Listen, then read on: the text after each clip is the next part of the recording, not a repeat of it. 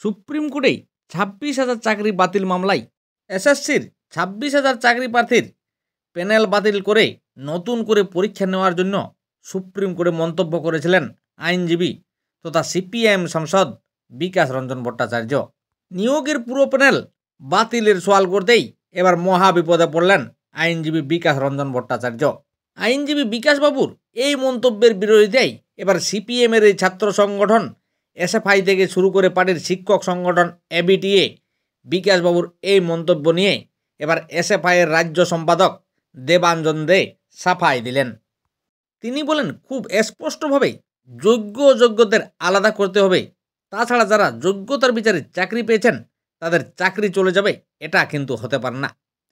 Panel বাতিল করা মানেই এই প্যানেল আবার প্রস্তুত করতে 2-3 বছর সময় লেগে যাবে, তাহলে স্কুলগুলিও শিক্ষক শূন্য হয়ে পড়ে থাকবে।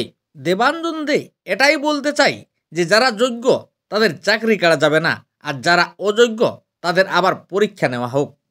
তবে সবচেয়ে মজার ব্যাপার হলো আরও বেশি শিক্ষক নিয়োগ করতে হবে বলেই দাবি করছেন এসএফআই, আর তাদের পার্টির নেতা চাকরি প্রার্থীদের প্যানেল বাতিলের দাবি করছেন।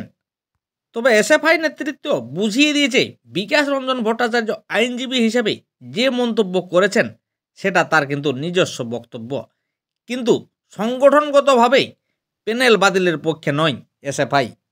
তাছাড়া সিপিএমের প্রাক্তন ছাত্রনেতা তথা বর্তমানে পার্টির কেন্দ্রীয় কমিটির সদস্য সুজন চক্রবর্তীও কিন্তু বিরোধিতা করেছেন পুরো প্যানেল বাতিলের। তাছাড়া বিকাশবাবুর মন্তব্যকেও সমর্থন করছে না বলেই সুজন চক্রবর্তী জানিয়েছেন। তাছাড়া সুজন চক্রবর্তী আরও বলেন, আইনজীবীদের যুক্তিতর্ক থাকতেই পারে, তবে শেষে কোর্ট সিদ্ধান্ত নেবে, কিন্তু যোগ্য ন্যায্য কারো চাকরি যেন খারিজ না হয়, দাবি কিন্তু সুজন চক্রবর্তীর। এছাড়াও বিকাশবাবুর মন্তব্যের বিরোধিতা করে বিপক্ষে মত দিয়েছে সিপিএমের শিক্ষক সংগঠন এবিটিএ। মঙ্গলবার এ প্রসঙ্গে এবিটিএ সাধারণ সম্পাদক সুকুমার পাইন বলেছেন, পুরো ২৬,০০০ চাকরি বাতিলের পক্ষে আমরা নই, কারণ এই প্যানেলে বহু যোগ্য প্রার্থী রয়েছেন। তাছাড়া যারা আগে চাকরি করতেন কিন্তু উচ্চ বেতনের জন্য তারা ফের এই পরীক্ষাটা দিয়েছিলেন। তাছাড়া কাছাকাছি স্কুলে আসার জন্যও অনেকেই কিন্তু পরীক্ষা দিয়েছেন, ফলে সবাই যে অযোগ্য এটা আমরা কিন্তু বলতে পারি না। যোগ্যদের চাকরি বহাল রাখার জন্য আমরা সুপ্রিম কোর্টে 2 জন নাম করা কিন্তু আইনজীবীও দিয়েছি।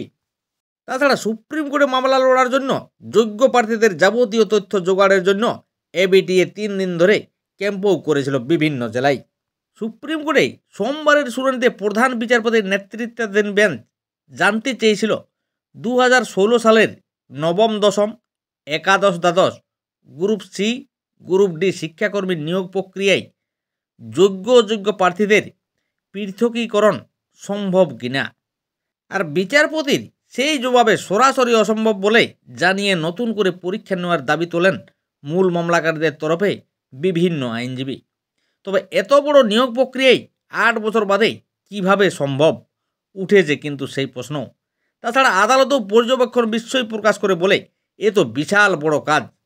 জবাবে বিকাশ রঞ্জন ভট্টাচার্যের যুক্তি ছিল, প্রত্যেক আবেদনকারী নন, শুধু যারা পরীক্ষায় অংশ নিয়েছিলেন তাদের নিয়েই ফের হোক পরীক্ষা।